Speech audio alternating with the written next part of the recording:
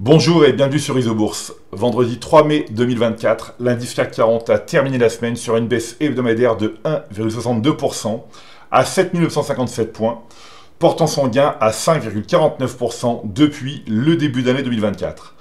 Alors la bourse de Paris a terminé la semaine en ordre dispersé, en hausse pour les baromètres des petites et moyennes valeurs françaises, les indices CAC Small, CAC Mid and Small et CAC Mid 60, et dans le rouge pour les autres indices des valeurs plus importantes.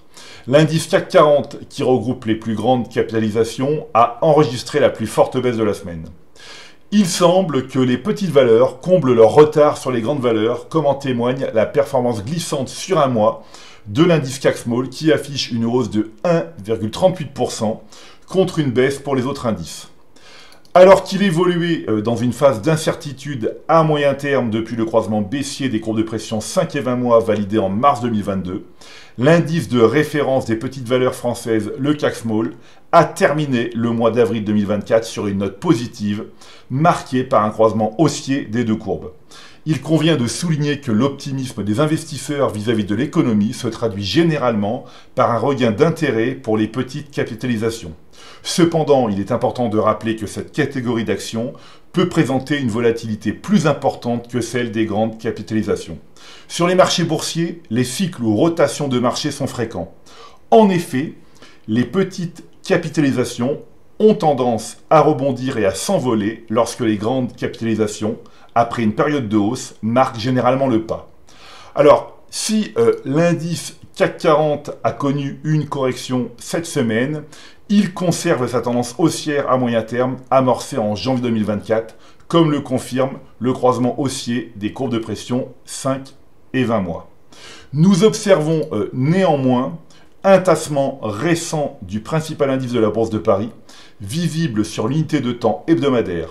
L'analyse des courbes de pression 5 et 20 semaines y met en évidence une phase de consolidation à court terme depuis la semaine du 15 avril 2024. Le croisement haussier des deux courbes marquera la fin de la consolidation et le début de la reprise court terme.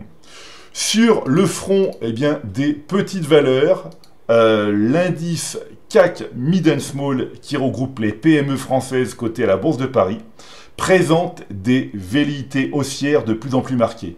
En effet, le consensus à moyen terme n'a jamais été aussi proche de basculer en territoire positif, indiquant que le nombre de valeurs avec une perspective haussière n'est plus très loin de dépasser celui des valeurs avec une perspective baissière. Cependant, la prudence et la vigilance demeurent essentielles. La sélection rigoureuse des valeurs en portefeuille reste primordiale.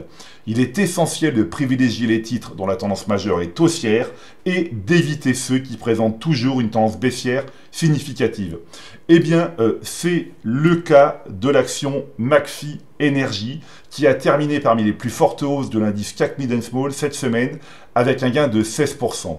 Cependant, le modèle est négatif à moyen terme sur le titre du spécialiste de l'énergie verte depuis juin 2021 et l'action perd encore 90%. Alors si nous observons une tentative d'inversion des courbes, il est encore trop tôt et trop risqué de se positionner sur cette valeur à moyen terme. À court terme, le rebond qui se dessine depuis quelques semaines est à considérer avec précaution. J'attire votre attention sur le caractère spéculatif de cette reprise, car comme nous l'avons vu précédemment, la configuration à moyen terme n'est pas tirée d'affaire. Voilà, écoutez, c'est maintenant à vous de faire le point de vos valeurs en portefeuille avec le logiciel Isobourse. Je vous donne rendez-vous pour ma prochaine chronique et d'ici là, restez avec nous sur Isobourse.